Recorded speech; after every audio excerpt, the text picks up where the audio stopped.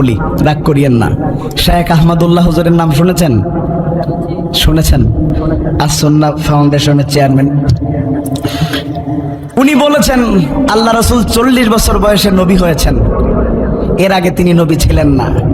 এই কথা আসলেই ছিলেন কি ছিলেন না পর্যালোচনার বিষয়, আলেম উলামারা বলবে, সেটা নিয়ে আমার বক্তব্য না।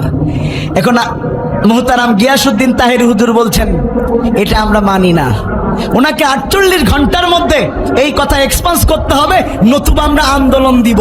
এই কথা বলা শেষ, একজন তখন মিছিল দিচ্ছে তার পাশ থেকে, কি বলে জানেন?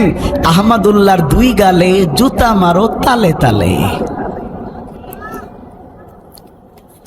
আমরা তো সহিষ্ণু জাতি। একজন আলেম একটা মতামত পেশ করতেই পারে, যুগে যুগে আলেমদের ইখতিলাফ ছিল, কিন্তু কেউ কাউকে কখনো অসম্মান করে কথা বলেনি। কথা বলছেন না কেন?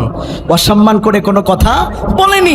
এই যে আপনি আজকে আপনার স্টেজে কেউ অন্যকে নিয়ে বলল আহমদুল্লাহর গালে গালে জুতা মারো তালে তালে, আর এরপরে যদি আপনাকে নিয়ে কোনো বক্তা বলে আর তার মঞ্চে যদি এই কথা কেউ বলে তাহেরির 2 গালে জুতা মারো তালে তালে, আপনার কেমনটা লাগবে?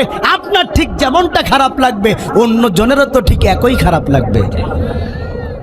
মাথায় থাকছে না কেন ভাই? ইখতিলাফ আগে ছিল, ইখতিলাফ এখনো আছে, ইখতিলাফ এখনো থাকবে, আগামীতেও থাকবে। কিন্তু একজন আলেম হয়ে আরেকজন আলেমকে আমি অবাক হই একজন আলেম একটা কথা বললে তার প্রতিবাদে 48 ঘন্টার মধ্যে আপনি আন্দোলন দিতে চান, অথচ এদেশে ইসলামের বিরুদ্ধে আলেমদের বিরুদ্ধে বারবার কত কুলাঙ্গার কথা বলেছে, তার প্রতিবাদে আপনাদের তো মাঠে নামতে দেখা যায় নাই। কেন আলেমদের বিরুদ্ধে মাঠে নামতে চাচ্ছেন? সুন্দর না, সুন্দর না, সুন্দর না। শোনেন, আমি একটা কথা বলি, শুনেন, জিকির আলাদা আলাদা হতে পারে, মাযহাব আলাদা আলাদা হতে পারে, মসজিদ আলাদা আলাদা হতে পারে, কিন্তু একটা কথা মনে রাখতে হবে, আমাদের একটাই টার্গেট, দ্বীন কায়েমের টার্গেট। এক্ষেত্রে আমাদের এক থাকতে হবে, আমরা একে অপরের প্রতি যেন অসহিষ্ণু হয়ে না যাই। আল্লাহ প্রত্যেকের ইলমি কাজকে কবুল করে নিক, আলেমদের ভুল বোঝাবুঝি আল্লাহ দূর করে দিক।